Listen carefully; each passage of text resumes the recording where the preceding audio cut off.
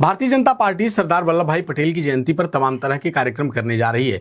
इसी क्रम में मंत्री रविंद्र जायसवाल ने भी प्रेस कॉन्फ्रेंस करके उन कार्यक्रमों की जानकारी दी और इस बीच उन्होंने कुछ ऐसा कह दिया जिसको लेकर सियासी हलचल तेज हो गई। उन्होंने समाजवादी पार्टी के मुखिया अखिलेश यादव को अंग्रेजों और अमेरिका के एजेंट के रूप में काम करने वाला बताया है और उन्होंने अखिलेश यादव पर जातिगत जनगणना को लेकर देश को बांटने की कोशिश करने वाला भी कहा है। उन्होंने कहा कि ये अंग्रेजों की वही नीति है जिसने हमें कमजोर किया। मंत्री रविंद्र जायसवाल यहीं नहीं रुके, उन्होंने अखिलेश यादव पर एक के बाद एक निशाना साधा और कहा, क्रांतिकारी मंगल पांडे की बगावत के बाद अंग्रेजों ने समाज को जातियों और वर्णों में बांटकर कमजोर करने की साजिश की थी और आज अखिलेश यादव उसी ही सोच को आगे बढ़ा रहे हैं।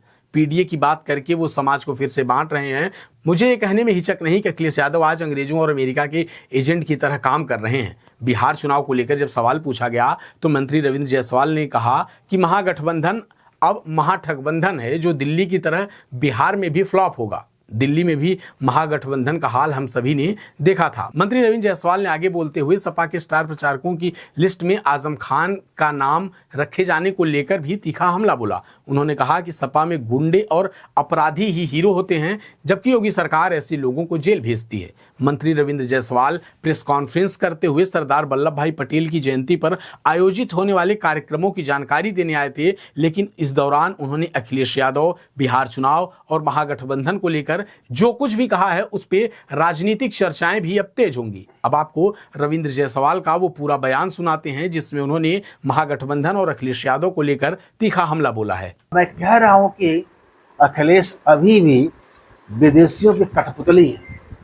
उस कठपुतली के कारण से ये पीडीए का पिछड़ा का जनगणना करा करके हमें कमजोर करने की साजिश जो विदेश की है, जो अमेरिका की है, मुझे कहने में कोई गुरेज नहीं है।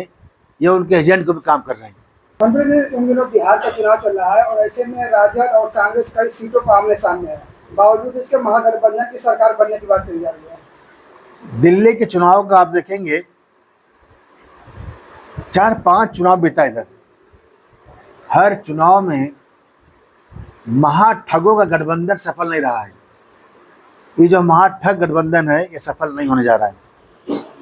बिहार चुनाव पे आपने बोल दिया तो आजम खान जेल के बाद स्टार प्रचारकों की लिस्ट में सपा से जा रहे हैं प्रचार करने और चाचा रामगोपाल यादव और शिवपाल यादव स्टार प्रचारकों की लिस्ट से जाएगा। क्या आप कहेंगे? ये उस पार्टी कोई नई बात नहीं है।